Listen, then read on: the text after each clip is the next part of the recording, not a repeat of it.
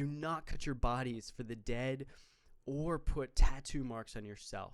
I am the Lord. Leviticus 19:28. Let's talk context.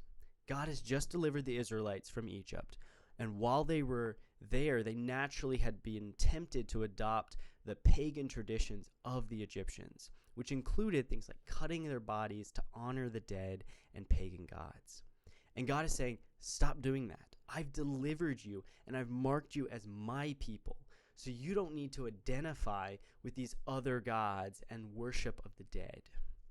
Remember, the key scripture verse we are looking at says, for the dead. So I believe intention appears to be very important in this verse. Why are you getting these markings or cuts? I would argue that this verse is less focused on ink and more on idolatry. This practice wasn't about the ink, it was about the focus on pagan gods and the worship of the dead. Both are things that God clearly states are not okay. And he says, you shall have no other gods before me.